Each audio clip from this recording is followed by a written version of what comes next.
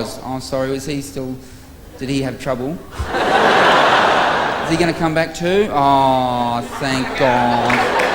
We were worried about you, mate. He's got 2 beers, 1 for each kidney. Sit down, mate. I know it was a dry argument. You had to wait half an hour. You're fucking freaking out. You almost sobered up. Good on you for having beer. What? You missed some great stuff, though. I was talking about you and your doodle.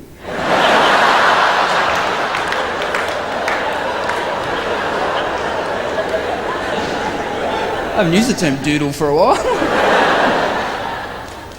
Anyway, we're talking about the war, mate. It's the war in Iraq. It was all originally it was meant to be about bloody bombs. Apparently Saddam had bombs, and George Bush rang him up and said, Saddam, we need to see your bombs. And Saddam said, nah, you can't see me bombs. And George said, nah, we need to see your bombs. He said, you can't see me bombs. Then George said, if you don't let us look at your bombs, we're going to bomb you. It's pretty weird logic, I reckon. It's like me walking up to some bloke and going, mate, show us your dick. And if he said no, me going, I don't have to bang you up the arse. Now,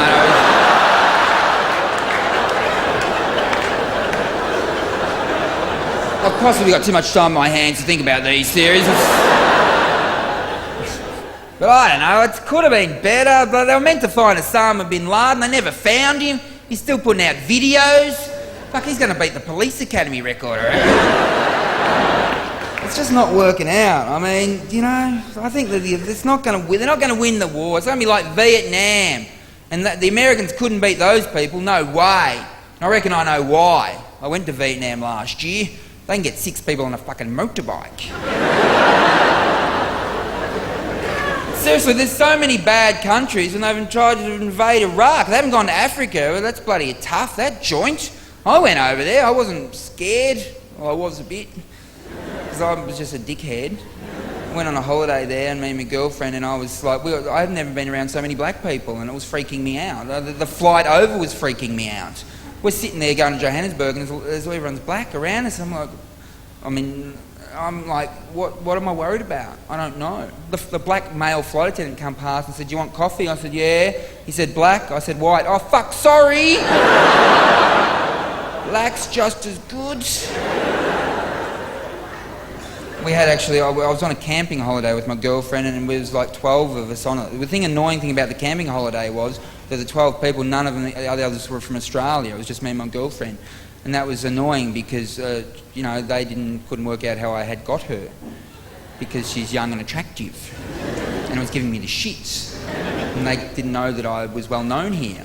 And it was very hard for me to explain to them that I was well known. And there was no other Australians there who could prove it for me. And there was no internet, so I couldn't fucking Google myself. There's one particular guy, a Swiss guy called Stefan, who was on his own on the trip, very charming, very good looking, kept hanging around my girlfriend, making me very angry. I said to her, why do you let him hang around? She said, because he's alone. I said, so is the bloody old skinny English bloke called Keith. Give him a fucking crack. Stefan would give me the shit because English was his second language and he was so charming. He always wanted to learn new words, you know, like he was going, how you say, and I said, how you say, fuck off. We always get in trouble, me and my girlfriend, when we go on holidays. Went bushwalking. I don't like bushwalking. I mean, there's a lot of bush. Fuck it, just let's take a photo of the first one and fucking go home. We're in this bush down in Victoria once. I'm walking along. She's in front of me just bloody marching. I'm moping behind her and she screamed. I looked up and there's a black snake slithering in front of her. I grabbed her to protect her. She claimed I was using her as a fucking human shield.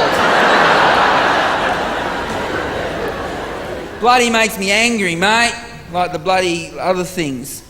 Like the government. Although I love some of them. I love Amanda Vanstone. She's our immigration minister. She won't let anyone in this country. Relax, Amanda. You'll still have enough to eat. What about... I complain about the government. I voted for the other guy. Fucking hell, that was like voting for Damir Dokic.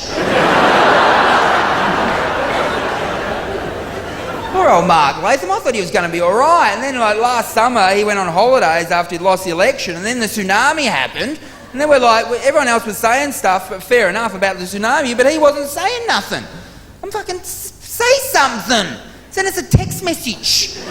Holiday good, tsunami bad. He said nothing. I'm thinking, fuck, is he pro-tsunami? Not that anyone would be pro-tsunami. Obviously, we're not pro-tsunami. I'm not pro-tsunami. I know you're not pro-tsunami. Tsunami bad. But at least Mark Latham was fun when he was around. He was fucking interesting. Not like bloody Tony Abbott. Fuck, he doesn't want us to have any fun. Doesn't want gay people to get married. Doesn't want lesbians to have babies. Actually, John Howard doesn't either. John Howard said about lesbians having babies once. He said, oh yeah, lesbians shouldn't have babies because when their kids go to school, the other kids will abuse them because their parents are lesbians. Now, he's obviously lost touch with modern society. I don't believe that would happen. I know if I was at school and other kids' parents are lesbians, I would not hang shit on him.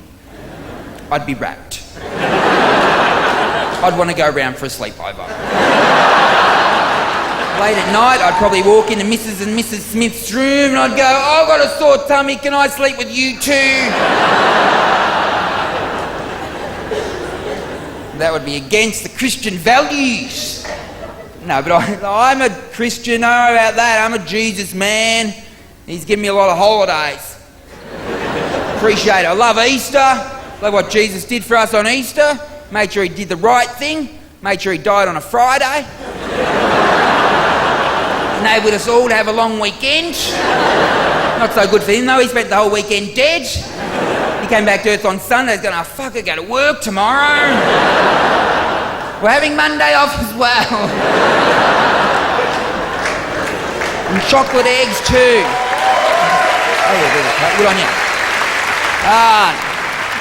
I'm a Catholic, alright? I'm a Pope man. I was upset when the Pope died last year and I was bloody upset that I didn't get to vote for the new one.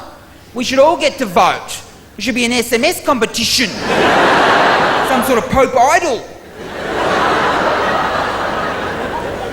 It's not fair that we don't get to vote. I mean, and I was sad with his funeral when the Pope had a funeral last year. I was sad. I was actually, it was on a Friday night though, and that sort of annoyed me because they had it on live and they delayed Friday night football.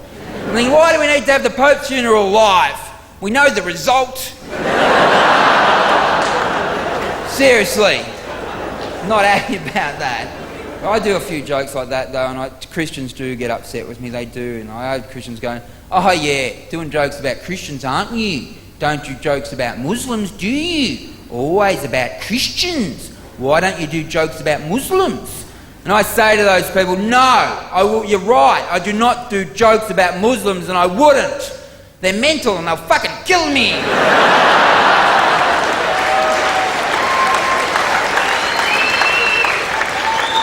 Now, if there's any Muslims in, that's a joke. We're all one country. We've got to remember that. All we have to really remember is that Holden means a great deal to Australia. As long as you remember that, we'll be happy. If you don't know, I did do ads for Holden, quite a few of them. People even were cynical about that. I had some bloke say to me, you sold out, man. You sold out. I'm like, from what? Was I a communist non-driver? They offered me a shitload of money in a Monaro. I didn't even wait for the fucking thinking music. God, I've got a family to feed. Well, I don't, but maybe one day. But and me or Ricky Ponting, who gives a fuck, you know? Why not do ads? God, I mean, I've got a Monaro for free. It's a V8. And these days, the petrol price is fucking handy. It costs me $100 just to go to the shops.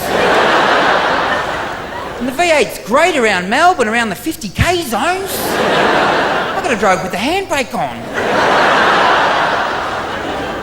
The government doesn't help me out. I've lost all my points off my licence. If I bloody get one more speeding fine, I'll lose my licence for fucking 6 months.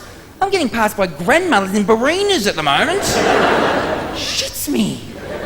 But I do love the car, I do, you know, and I don't care about the petrol prices. I mean, I know it's $1.30 a litre, but you know, I mean, fair enough. I'd probably be better off filling my car full of milk. I mean, fuck, cows getting around okay, don't they? It's even affecting the airlines though, isn't it? They're bloody on bloody Qantas, they've got a fuel surcharge.